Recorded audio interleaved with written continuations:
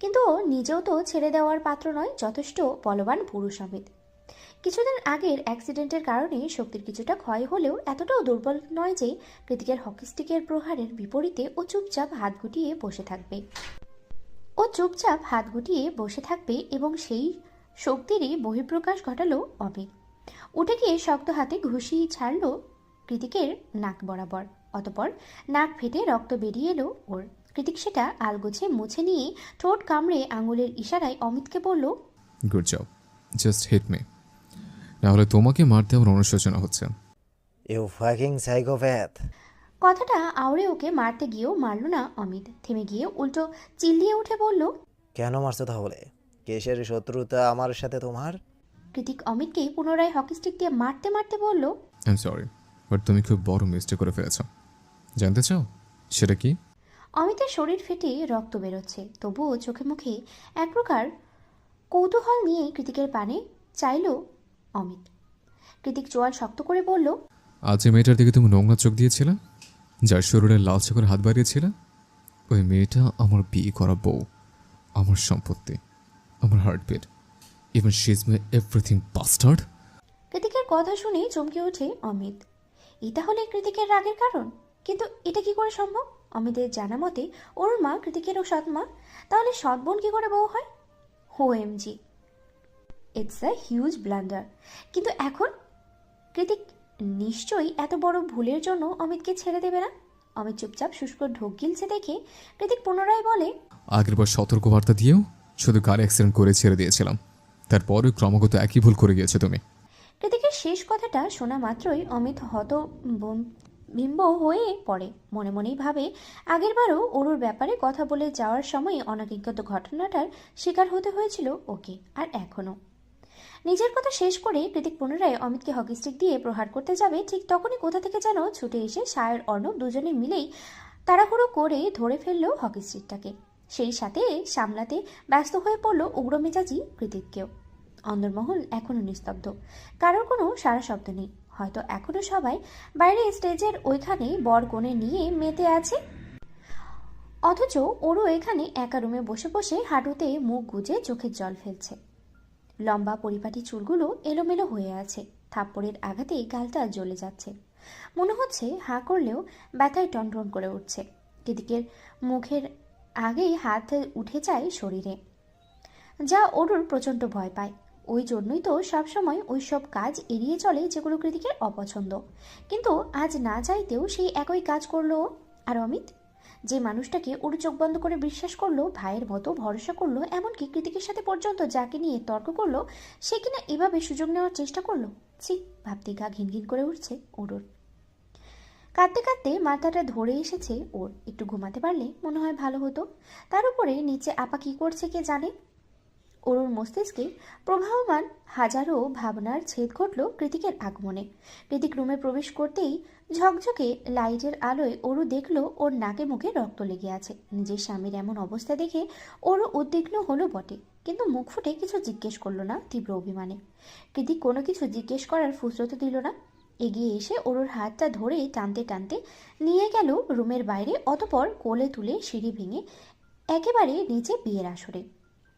বিয়েবাড়িতে তখনও ওদের দুজনকে কেউ খুব একটা খেয়াল করেনি, কিন্তু যখন কৃতিক অরুকে টেনে এনে সবার সামনে দাঁড় করিয়ে ও সমগ্র মুখমণ্ডলটা চুমোতে ভিজিয়ে দিতে শুরু করলো, ঠিক তখনই পায়ের তলায় মাটি কেঁপে উঠল উপস্থিত সকলের। ছোট বড় সবাই উপস্থিত এখানে, অথচ সবার মাঝখানে দাঁড়িয়ে দ্য গ্রেট অসভ্য খ্যাত জায়ান কৃতিক অরুর সমস্ত মুখটুকুতে চুমু খেয়ে তবেই থামল। ওদিকে আজমেরি শেখের লজ্জায় মাথা কেটে যাচ্ছে। অনুপ্রত্যয়কে আয়না দেখানো হচ্ছিল এতক্ষণ, কিন্তু এই মুহূর্তে আয়না দেখা বাদ দিয়ে ওরা কৃতিক অরুকে দেখায় ব্যতিগ্রস্ত হয়ে পড়ল।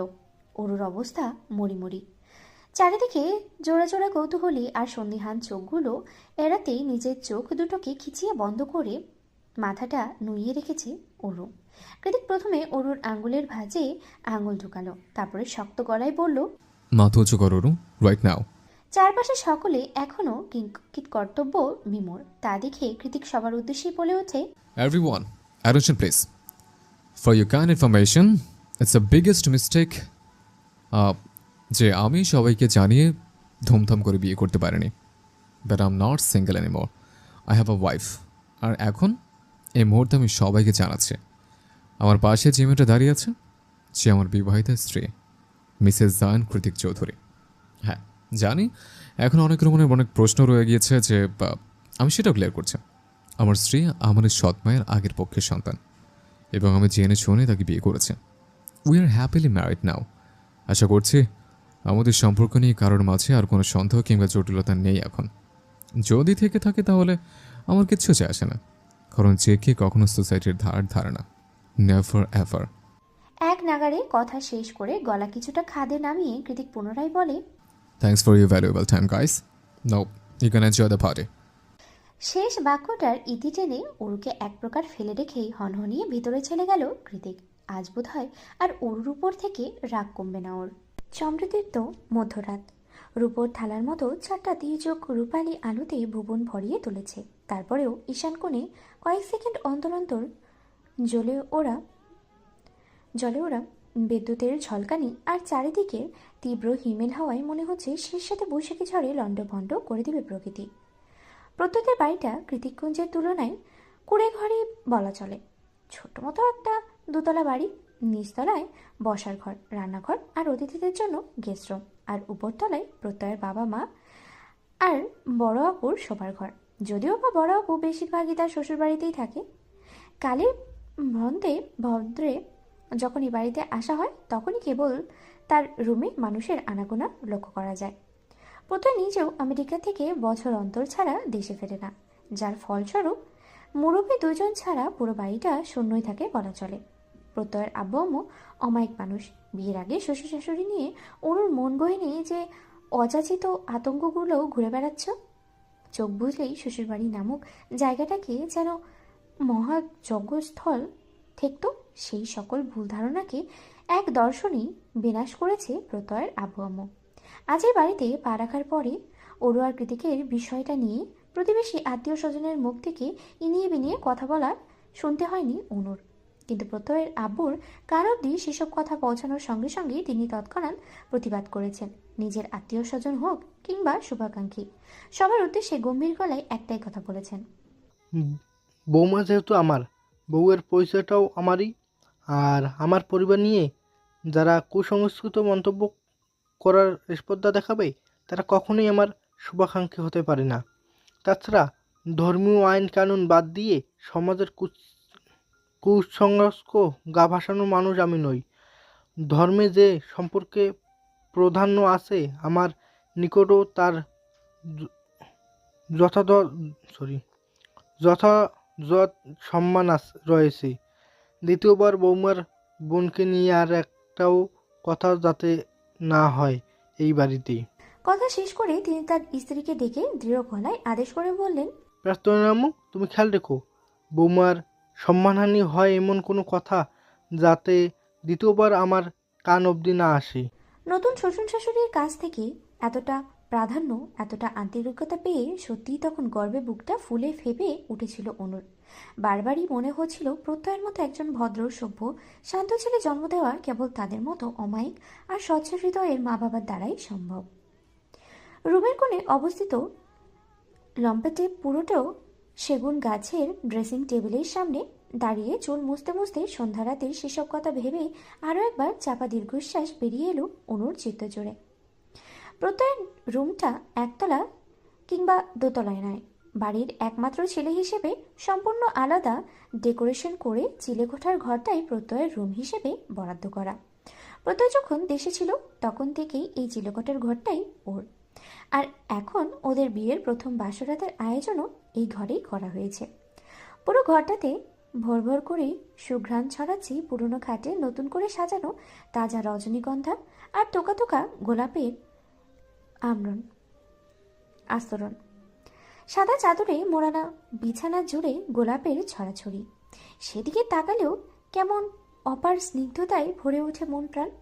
পুষ্পসজ্জিত স্নিগ্ধ সেই রুমের এক কোণে দাঁড়িয়ে নির্বিঘ্নে চুলে তোয়ালে জ্বালাচ্ছে এই ঘরের নতুন ঘরণী, প্রত্যয়ের সদ্য বিয়ে করা নতুন বউ। যেন এই ঘরে আগমন তার নতুন কিছু নয়, সেভাবেই বিয়ের ভারী গয়না পোশাক আশাক ছেড়ে একটা কালো পাড়ের খয়েরি তাঁতের শাড়ি নিজেকে নতুন বউরূপে আবিষ্কার করলো অনু। ঠান্ডা পানি দিয়ে লম্বা শাওয়ার শেষে সারাদিনের ধকলকে ধুয়ে মুছে সাফ করে একেবারে সতেজ হয়ে বেরিয়েছে অনু। আর এখন এই হালকা শাড়িটা গায়ে চড়িয়ে আরও বেশি আরাম লাগছে ওর। শাড়ির ব্লাউজটা ব্ল্যাকলেস, যার দরুন একটু একটু অস্বস্তিও হচ্ছে। এমন একটা আঁটুসাঁটু শাড়ির সাথে এমন শরীরের উন্মুক্ত ব্লাউজকে কিনলো ভেবে পায় না অনু। ভাবার সময়ও নষ্ট করে না সে অবশ্য। তার কারণ ওর মাথায় এই মুহূর্তে ঘুরপাক খাচ্ছে অন্য একটা প্রশ্ন। বারংবার মানস্পটে ভেসে উঠছে সেই তীক্ষ্ণ ক্রূর ভয়ানক চোখ দুটো।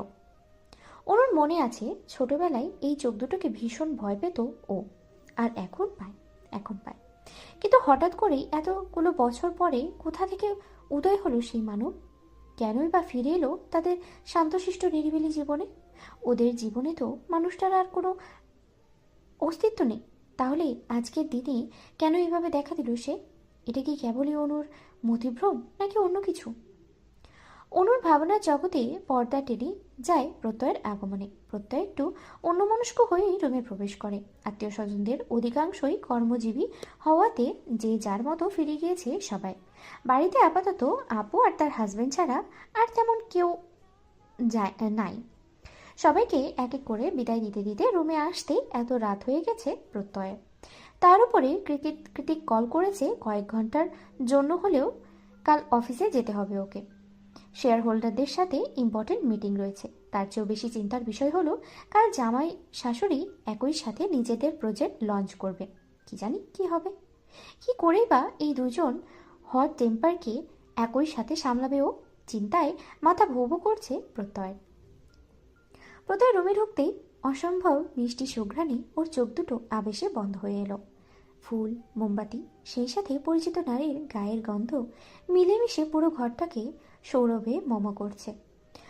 অনু সেই গন্ধটা আরও একবার নাক চিরে দীর্ঘশ্বাসের সাহায্যে ভিতরে পড়ে নিল প্রত্যয়। তবে আজ আর এই সৌরভ ওর নাকে নয়, ওর হৃদয়ে গিয়ে লাগছে। খানিকক্ষণ চোখ বুজে রেখে নিজেকে সামলালো প্রত্যয়। তারপরে আস্তে ধীরে চোখ খুলতেই দেখলো ওর মুখোমুখি হয়ে দাঁড়িয়ে সন্দেহান চোখে তাকিয়ে আছে অনু। হাতে তার সেই দিনের সেই ছোট্ট বক্সটা। প্রত্যয় বক্সটার দিকে ভ্রু কুঞ্চিত করে তাকালো অনুসুধায়।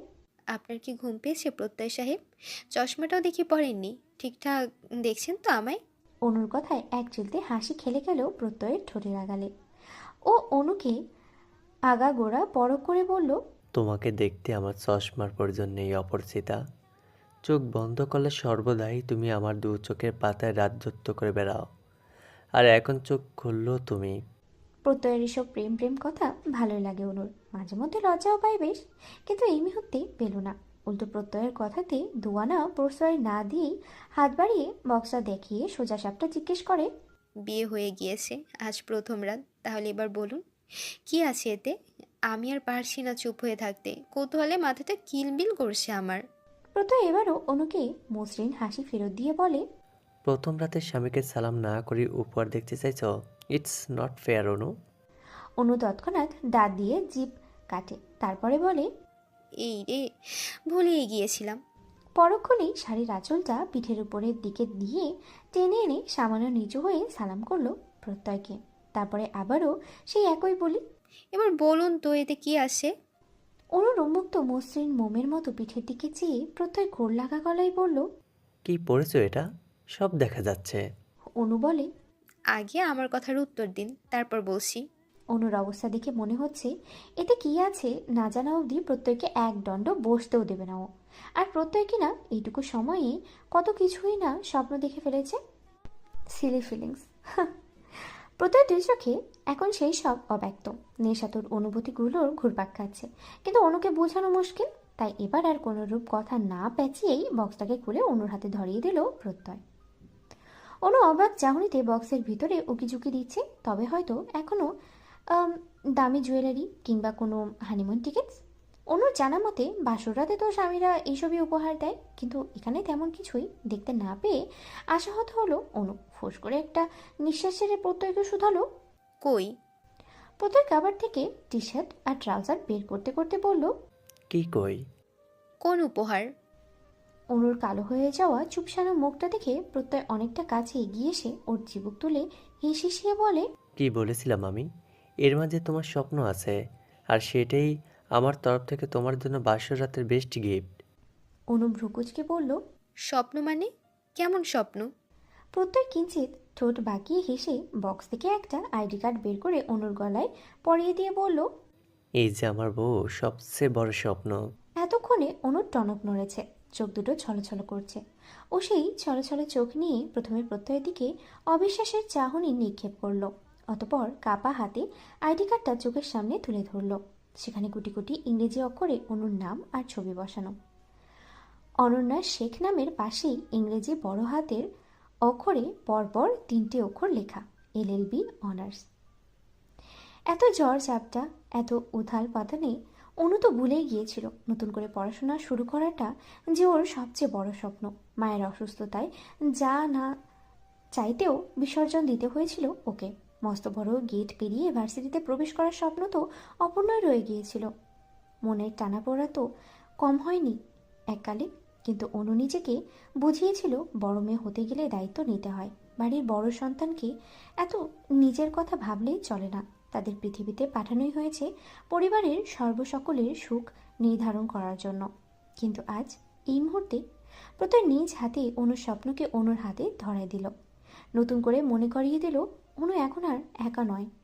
ওরও নির্বিঘ্নে মাথা রাখার জন্য একটা কাজ রয়েছে, যার নাম প্রত্যয় এহসান। তোমার এখনো অনেকটা পথ অতিক্রম করা বাকি অনু। এগিয়ে যাও, আমি তোমার পাশে আছি।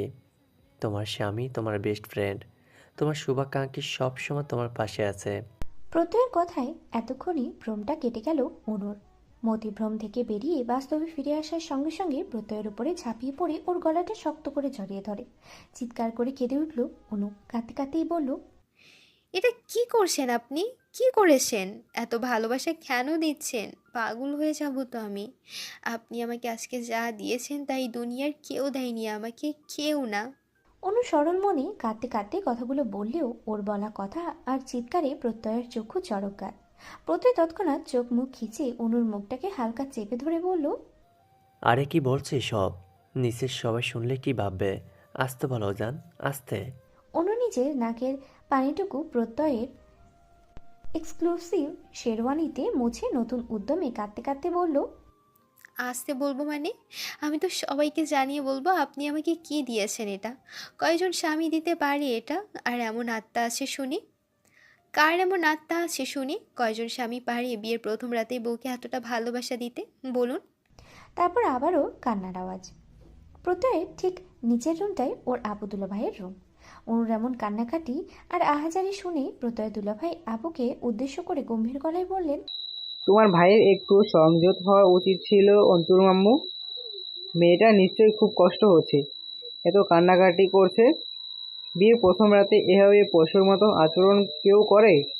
স্বামীর কথাকে মুখ বাঁকিয়ে অগ্রাহ্য করে প্রত্যয়ের আবু ঝাঁঝিয়ে বলে উঠল, নিজে কি করছিলে সে কথা ভুলে গিয়েছো? এখন আবার আমার ভাইকে দোষারোপ করা হচ্ছে। চুপচাপ ঘুমাও, ওদেরটা ওরা বুঝে নিবে। অনেকক্ষণ হলো রুম থেকে বেরিয়ে ছাদে দাঁড়িয়ে আছে অনু। প্রত্যয় গিয়েছে ফ্রেশ হতে, তাই অনু একাই দাঁড়িয়ে হাওয়া খাচ্ছে আপাতত। ঠান্ডা হিমেল হাওয়াটা ঝাপটা ওর ক্রন্দনরত মুখ মণ্ডলে আছড়ে পড়ছে ক্রমশ। হাওয়ার তালে তালে আধ ভেজা রেশনের মতো চুলগুলো ইতিউতি উড়ে যাচ্ছে। বাড়ির সামনের আঙ্গিনায় জ্বলতে থাকা মরিচবাতির রসনায়ও ছাদটা আলোকিত। আকাশের উজ্জ্বল হাসি হাসি চাঁদখানা এতক্ষণে মেঘের আড়ালে ঢাকা পড়েছে। কালো মেঘের গা থেকে খসে খসে পড়ছে ঝিরিঝিরি বৃষ্টি। বাতাসের তোপে সেই ঝিরিঝিরি বৃষ্টি সবে খুব একটা গায়ে লাগছে না যদিও। বৃষ্টি ঝরা ফুটো আকাশের দিকে তাকিয়ে অনু আজ তৃপ্তির ঢেকুর তুলছে। ভীষণ তৃপ্তিতে অজানা তারকারাজিদের উদ্দেশ্যে মনটা বারংবার চিৎকার দিয়ে বলতে চাইছে, শুনেছো তোমরা? পৃথিবীটা এতটাও খারাপ নয়, শুধু বদলে দেওয়ার জন্য একটা মানুষ প্রয়োজন। এই যা। অনু যখন অদূরে আকাশ পানে চেয়ে মনের খুশিতে মন নিয়েই চিৎকার করছিল, ঠিক সেই মুহূর্তে নিজের উন্মুক্ত বাঁকানো কোমরে কাছে শীতল দুটো হাতের স্পর্শে শিরশির করে উঠল অনুর সর্বাঙ্গ। একটু কেঁপে উঠে অনু পিছনে ঘুরবে তার ফুসরো দিল না প্রত্যয়, বরং আরো শক্ত করে ওর কোমরটাকে চেপে ধরে নিজের সাথে মিশিয়ে দাঁড় করালো অনুকে। তারপরে ওর কাঁধে চিবুক ঠেকিয়ে বলল, তোমার ইমোশনের পাল্লায় পরে রাত তো শেষ হয়ে যাচ্ছে ম্যাডাম, এবার একটু ইমোশনটাকে সামলাও, আমি তো বেসামাল। অনু সাদা মনে বলল, রাত তো শেষ হবে, রাত না শেষ হলে দিনের আলো ফুটবে কী করে শুনি? প্রত্যয় অনুর কাঁধে টুকরো চুমু খেয়ে ভারী নিঃশ্বাস ছেড়ে বলল, আজকের রাতটা যে আমাদের বহু আকাঙ্ক্ষিত রাত যান, তখন একটু বেশি সময় ধরে এই আধারটুকু কোথেকে। অনুর নির্বিকার প্রত্যয়ের অবাধ্য স্পর্শে ওর গলা জড়িয়ে আসছে। শরীরের তরণে তরণে বয়ে যাচ্ছে শিহরণ, জাগানোর নাম না জানা এক সাইক্লোন। ও খুব করে চাইছে প্রত্যয়ের হাত দুটোকে স্থির রাখতে, কিন্তু পারছে না। প্রত্যয়ের হাত দুটো অবাধে বিচরণ করছে অনুর সমস্তটা জুড়ে। অনু কোনো মতে ছাদের পাঁচিলটাকে শক্ত করে দু হাতে খামচে ধরে মাথা নুইয়ে রেখেছে। প্রত্যয় দু চোখ বুজে অনুর ঘাড়ে মুখ ডুবিয়ে দিতেই এক পর্যায়ে তীব্র সংকোচে ঘুরে দাঁড়িয়ে প্রত্যয়ের বুকে মুখ লুকালো অনু। প্রত্যয়ের বোধ হয় আজ এসব লজ্জা লজ্জা পছন্দ হচ্ছে না, তাই অনুকে খুব একটা আশকারা না দিয়ে ওর ঠোঁটের ভাঁজে নিঃসংকোচে নিজের আধিপত্য বিস্তার করলো প্রত্যয়। এরপর সেভাবেই অনুকে কোলে তুলে নিয়ে পায়ে পায়ে এগিয়ে গেল ওদের সাজানো গোছানো চিলেকোঠার ঘরের দিকে। অনু বেশ কসরত করে প্রত্যয়ের ঠোঁট দুটো থেকে ছাড়া পেয়ে অস্ফুটেই শুধালো, কোথায় নিয়ে যাচ্ছেন? প্রত্যয় দ্রুত গতিতে পুনরায় অনুর অধর যুগলে অধর ডুবিয়ে হিসিয়ে জবাব দিল, তোমার লজ্জা ভাঙাতে। শেষ রাতে তীব্র বর্ষণে চারিদিকে কর্দমাক্ত। আজকেও আবহাওয়া বেশ শীতল। হয়তোবা এই বর্ষা বর্ষা আবহাওয়াটা এবার বেশ কয়েকদিন দীর্ঘস্থায়ী হবে।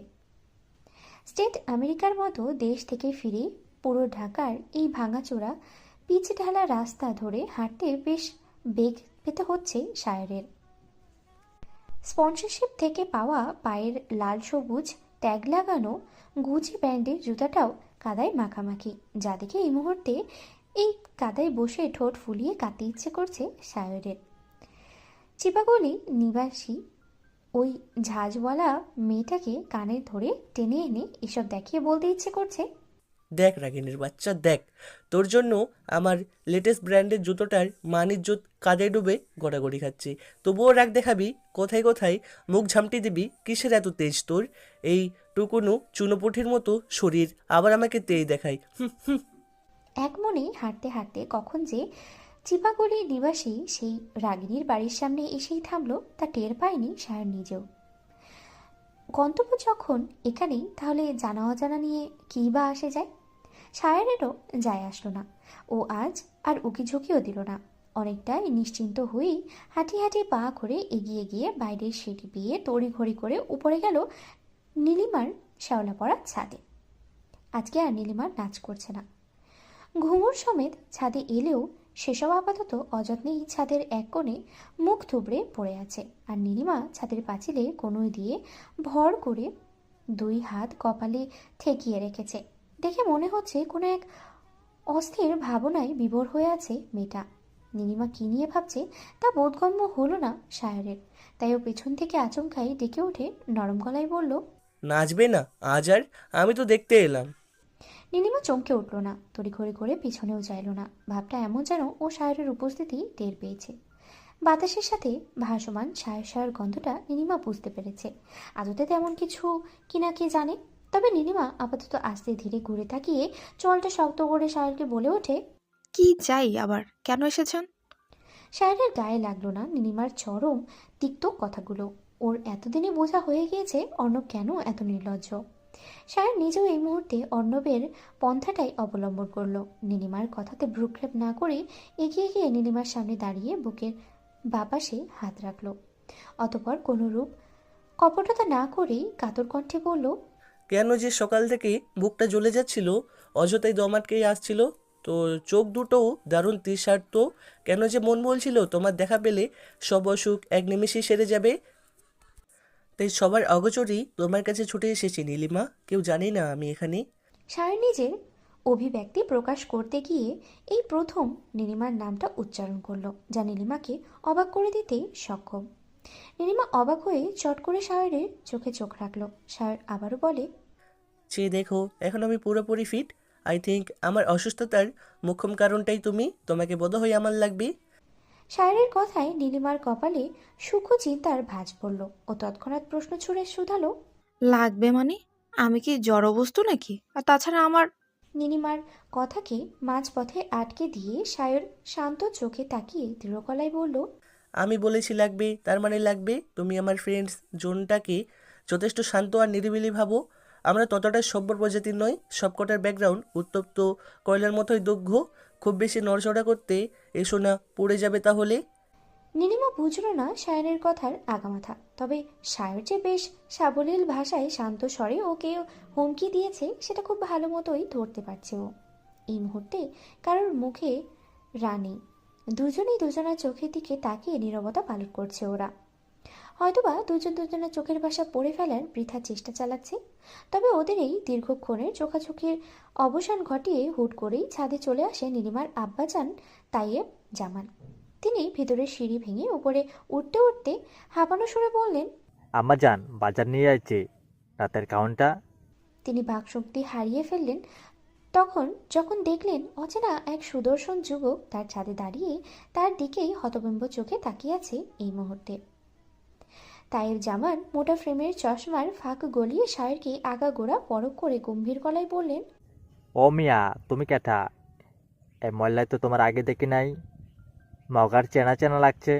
সায়র তাইবের জামানের গলার প্রশ্নের জবাব দেওয়ার আগেই নীলিমার দিকে তাকিয়ে অবিশ্বাসের সুরে শুধালো, এই তোমার আব্বাজান? নীলিমা হ্যাঁসূচক মাথা নাড়লে সায়র আবার তাকালো তাইব জামানের দিকে। সবুজ পাঞ্জাবি পরিহিত ছিপছিপে গড়নের লম্বা চওড়া সুঠামদেহী এক সভ্য পুরুষ। চোখে মুখে কিঞ্চিত গম্ভীর্য আর রাশভারী ভাব থাকলেও এ মোটেও সায়রের ভাবনার ধারের কাছেও নেই। সায়র তো ভেবেছিল নীলিমার আব্বাজান নিশ্চয়ই পেট মোটা, গোফওয়ালা, কুচকুচে কালো দেখতে কোনো পলোয়ান হবে হয়তো। সে সারাদিন সাদা লুঙ্গি ধরে ধরে পান চিবোয় আর একে ওকে ধরে মেরে তক্তা বানিয়ে ছেড়ে দেয়। কিন্তু এই লোকটাকে তো যথেষ্ট ভদ্রলোক বলে মনে হচ্ছে না। মিলল না। সায়র হতাশ, ভারী হতাশ। সেই হতাশা থেকেই সায়র মলিন মুখে অবিশ্বাসের সুরেই ঠোঁট উল্টে আরও একবার প্রশ্ন করলো নীলিমাকে, উনি আসলেই তোমার বাবা তো? সায়রের কথায় এবার তেলেবেগুনে জ্বলে উঠল নীলিমা। তেতে গলায় বলল, আশ্চর্য, এ আবার কেমন কথা? দেখছেন আমার আব্বাজান, তাও ভুলভাল বকেই যাচ্ছেন। ও মিয়া, আমার লোকে কথা কও তুমি। আমগো চাঁদে কি কাম তোমার? নীলিমার আব্বাজানের প্রশ্নে সায়র একটু গলা খাকারি দিয়ে বলল, মানে আঙ্কেল, পানি খেতে এসেছিলাম, রাস্তা দিয়ে যাচ্ছিলাম তো।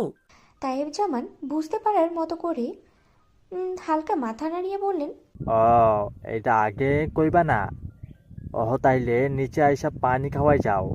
তারপর নীলিমাকে উদ্দেশ্য করে তিনি বললেন, আম্মা যান, মেহমানরে পানি দাও। নীলিমা হ্যাঁসূচক মাথা নাড়িয়ে সায়রের দিকে ঘাড় ঘুরিয়ে গলা খাদে নামিয়ে বলল, আসুন। নিচে গিয়ে সায়র সবার আগেই নীলিমার রুমে প্রবেশ করে। পুরো রুমটা গার্লি জিনিসপত্র দিয়ে ভরা। চারিদিকে চোখ বুলিয়ে সায়র বুঝতে পারে নীলিমার এক্সট্রা কারিকুলার অ্যাক্টিভিটিস অনেক। তার চেয়েও বেশি গোছানো আর পরিপাটি ওর রুম। ছবি আঁকার ক্যানভাসও রয়েছে রুমের এক কোণে।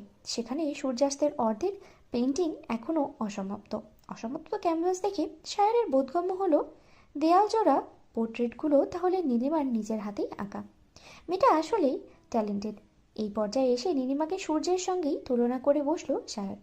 মনে মনে হাজারটা বাহবা দিয়ে বলল, যেমন তেজ তেমন তার গুণ। কিন্তু নীলিমার আম্মা কোথায়? সায়রের মাথায় প্রশ্নটা আসতেই রুমে প্রবেশ করলো নীলিমা। হাতে ছোট্ট ট্রে, তাতে এক বাটি ক্ষীর আর এক গ্লাস পানি। নীলিমা সামনে এসে দাঁড়ালে সায়র পানির গ্লাসটা নিতে নিতে বলল, ক্ষীর কে বানিয়েছে? নীলিমা থমথমে মুখে উত্তর দিল, আমি। তৎক্ষণাৎ পানির গ্লাস রেখে ক্ষীরের বাটিটাতে হাত দিল সায়র। নীলিমা চেয়ে আছে এক ধ্যানে। সায়র গপা গপ করে ক্ষীর খেতে খেতে মৃদু হেসে বলে, আমার লাইফের বেস্ট ক্ষীর এটা।